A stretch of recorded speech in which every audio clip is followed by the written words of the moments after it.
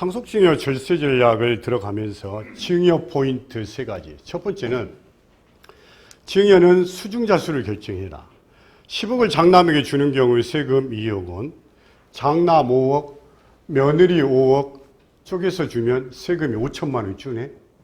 이를 다시 손자를 활용해서 주면 7,600만 원 준다라는 거야.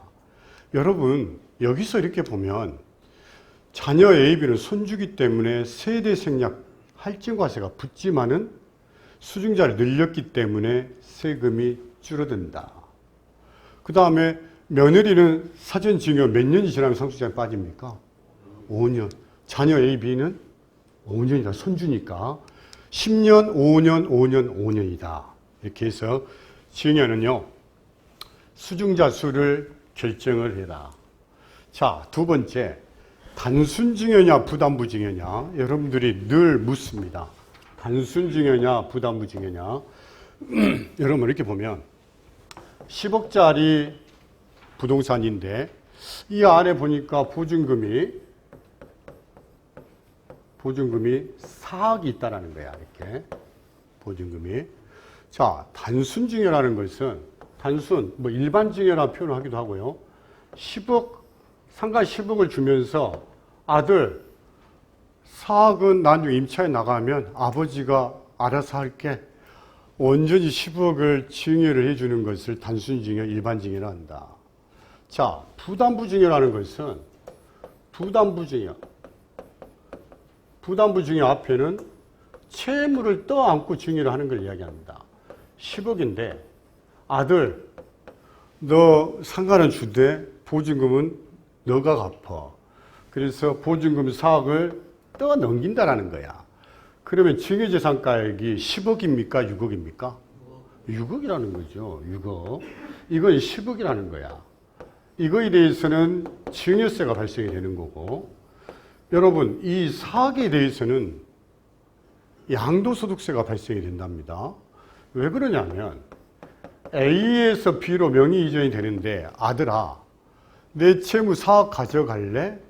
아니면 현금 4억을 줄래? 동일한 효과가 발생이 된다는 거야. 명의가 넘어가면서 채무 4억을 가져가는 것은 나에게 4억을 준 효과랑 동일하다. 물건이 넘어가면서 유상으로 넘어가는 효과가 있기 때문에 양도소득세가 발생이 되더라는 거야. 자, 여러분 부담부 증여의 핵심은 여기 있습니다. 내가 채무를 안 떠안고 증여를 하면 증여세가 발생이 돼. 채무를 떠안으면 안을수록 증여세 줄고 양도세 늘고. 그래서 여러분 부담부 증여의 핵심은요, 증여세, 양도소득세를 최소화하는 이 저점을 찾아서 증여를 해주는 것이 부담부 증여의 핵심입니다. 사실은 있는 채무를 넘긴다기보다는 이렇게 양도세, 증여세를 최소화하는 점을 찾아서 증여해 주는 게 부담부 증여의 기술이다. 근데 여러분, 저는 일반적으로 부담부 증여보다는 단순 증여를 많이 공부를 합니다. 단순 증여를 많이 공부한다. 왜 그러냐면 고액 재산가일수록 본인이 가지고 있는 채무 4억은요, 상속세의 50% 마이너스 2억이라는 상속세 효과를 가져올 수 있기 때문에 그렇다는 거야. 그래서 양도세, 증여세 효과뿐만 아니라 상속세 효과까지 살펴본다면 단순 증여가 유리할 수 있다. 여러분 이 그래프 나초로 그래프입니다. 이렇게. 자, 세 번째. 증여세는 석 달 이내에 신고 납부합니다. 증여세는 석 달 이내에 신고는 하지만 납부는 석 달 이내에 하신 분이 굉장히 드물다. 증여의 열의 8은요, 연부연납합니다. 5년에 걸쳐 6번에 나눠낸다. 이자는 몇 프로? 2.9%. 여러분 증여세가요, 만약 6천만 원이 나왔어. 한 번에 안 됩니다. 5년에 걸쳐 6번에 나눠낸다. 그리고 여러분 또 중요한 것은 아들이 증여세를 낼 수 있는 자금이 통장에 있어. 낼 수 있어요. 낼 수 있는데 이게 출처가 좀 불분명하네. 예. 낼 수 있는 돈이 있음에도 불구하고 출처가 불분명하기 때문에 연부연납하는 케이스도 있다. 그 다음에 증여세는 반드시 누가 내야 된다? 증여를 받는 수증자가 납부를 해야 된다. 하나 여러분, 이 수증자가 비거주자가 되는 순간 유학을 갔거나 해외 이민을 갔었을 때는요, 증여자인 아버지가 대신 내줄 수 있다. 그래서 아들이 유학을 가거나 이민을 갔었을 때 증여를 해준 케이스가 적지 않게 있습니다. 이렇게. 자, 부동산 증여시 유의점 4가지. 기준시가로 신고하는 경우에는 대출 감정받지 말아라. 상속 사전 증여 후 10년, 5년을 버텨라. 10년 자식, 5년 손주, 며느리 사이. 증여 후 남녀주택 양도에 있을 때는 세대 분리 후에 양도해라. 그 다음에 증여받은 물건은 10년 후에 양도해라. 부동산 증여시 유의점 4가지입니다. 아하, 여러분 이 노트에 주요 슬라이드가 있습니다만은 좀 빠진 부분이 있습니다. 여러분께 다 제공하기 어려워서 여러분 과감히 다 찍어가시기 바랍니다. 다 과감히 필요한 PPT는 과감히 찍어가세요. 그 다음에 제가 한 달이 지나면 제가 유튜브를 통해서 올리겠습니다. 이번에 9월 말일자 KBS 경제 세미나에 제 강연회가 1시간짜리 올라갈 겁니다. 그게 올라가고 나서 제가 유튜브를 통해서 다시 한번 방송을 하고요. 여러분 필요한 거 무조건 찍어 가셔야 된다. 혹시 앞부분 못 찍으신 분 계신가요? 예. 그분은 강연이 끝나고 오십시오. 강연이 끝나고. 저는 이 지식은 공유가 돼야 된다고 생각합니다. 오늘 이 자리에도 우리 회계사님도 많이 오셨고요. 변호사님, 그 다음에 간평사님, 그 다음에 세무사님도 와 계시고, 아무튼 전문가들도 제가 봤을 때는 30 내지 40%가 앉아 있습니다. 이렇게. 자, 여러분, 상속세 계산 구조를 잠깐 보면, 총 상속재산가액에서 사전 증여를 더하고, 또 과세가액에서 이렇게 합니다. 제 책은요, 이 상속세 계산 구조 순서대로 나열을 했다. 오른쪽이 제 책 페이지입니다. 이렇게. 여러분, 이렇게 보면, 사전 증여재산가액을 더한다. 부모가 자식에게 10억을 사전 증여했다면 10억을 더하고요. 기존에 냈던 증여세 2억은 여기서 빼줍니다. 플러스 했다가 빼준다. 여러분, 이렇다면 10억 자산 더했다가 밑에서 빼준다. 그러면 상속재산이 합산이 된다 하더라도 불리한 점 있습니까? 불리한 점 있을까요? 아니, 들어갔다가 냈던 층에서 다 빼주면 합산이 된다 하더라도 뭐가 불리합니까? 예?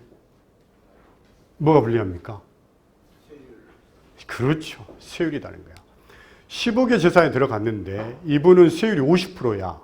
10억으로 인해서 50%, 5억 세금을 내야 돼. 2억을 냈기 때문에 추가 납부세액이 3억이 발생이 된다. 이렇게. 자, 상속재산별로 예상 상속세는요.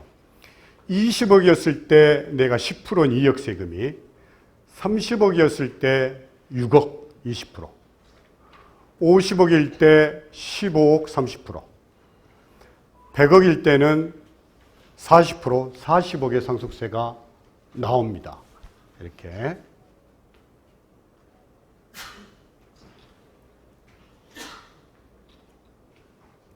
야, 여러분들이 찍기 시작하니까 넘기질 못하겠네요. 자, 빨리빨리 넘기겠습니다. 자, 50억 재산가의 골든 레이시오는요, 3대 3대 4입니다. 이게 무슨 이야기냐면, 50억 재산가, 여러분, 우리가 사전 증여를 하는데 적정 사전 증여 비율이라는 게 있다. 100%를 다 사전 증여하는 거 효정신에도 어긋나지만 세제 차원에서도 불리하다. 절대 여러분 다 주시면 안 됩니다. 효정신에도 어긋나. 근데 세금에도 불리해. 그러면 얼마를 증여를 하고 얼마를 마지막까지 가져갈 것이냐. 이걸 적정 사전 증여 비율, 골든 레이시오라고 우리 호칭을 하고 있습니다. 자, 50억 재산가는요, 3대 3대 4다. 5, 3, 15, 15억을 두 차례 사전 증여를 하고 40%를 끝까지 가져가라 했을 때 현재 상속시에는 상속세 15억이 나옵니다.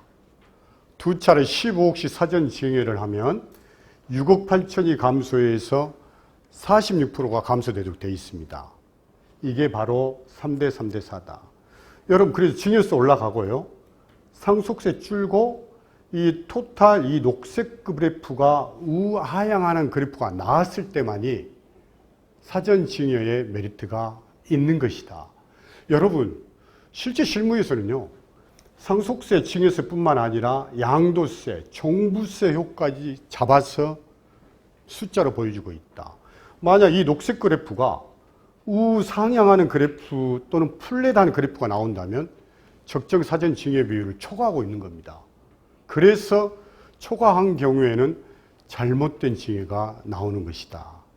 자, 두 번째, 각 재산가액 비율대로 적정 사전 증여 비율을 여러분께 말씀드리겠습니다. 이거 찍으셔야 됩니다, 여러분. 자, 노트 나와 있습니까? 노트에. 자, 두 차례 사전 증여했을 때 여러분, 저희들이 가지고 있는 이 내부 자료에는 굉장히 방대한 가정과 방대한 재산가액에 대한 적정 사전 비율을 가지고 있는데 여러분께는 주요 금액에 대해서만 말씀드리겠습니다. 첫 번째, 100억 재산가는요, 4대 4대 2, 두 차례 사전 증여했을 때 40억을 두 차례 사전 증여하고 20%를 끝까지 가지고 있으면 상속세가 13억이 감소가 된다. 이래서 33% 감소되는 효과를 가져오는 거고요. 50억 재산가 방금 이야기했습니다. 3대 3대 4다. 30억 재산가는요, 2.5, 그러면 7억 정도 되네요. 7억을 두 차례 사전 증여하고 50%를 끝까지 가지고 있어라. 20억 재산가는요, 20%, 4억을 두 차례 사전 증여하고 6억을 6, 22, 12억을 끝까지 가지고 있어라. 여러분, 공통적인 성격을 잠깐 보면 재산가액이 늘리면 늘릴수록, 재산가액이 커지면 커질수록 사전 증여 비율이 굉장히 상승하는 것을 볼 수가 있습니다. 그래서 100억 재산가는요, 무려 13억의 절세 효과를 가져올 수 있다. 이렇게. 이게 두 차례 사전 증여했을 때의 골든 레이쇼입니다. 자, 그러면 한 차례 증여했을 때 골든 레이쇼, 예를 들어서 70대 이상의 어르신은 물리적으로 두 번 하기가 만만치가 않다. 이럴 때 한 차례 사전 증여했을 때 골든 레이쇼를 잠깐 보면요, 100억일 때는 60억을 사전 증여하고 40%를 끝까지 가지고 있어라. 이랬을 때 세금이 40억에서 10억이 준다. 50억 재산가는요, 앞단에서는 3대 3대 4였다. 한 차례 사전 증여했을 때는 5대 5다. 이랬을 때 세금은 15억에서 11억으로 감소가 된다. 30억 재산가는 4대 3, 4, 12를 사전 증여하고 60%를 가지고 있어라. 20억 재산가는요,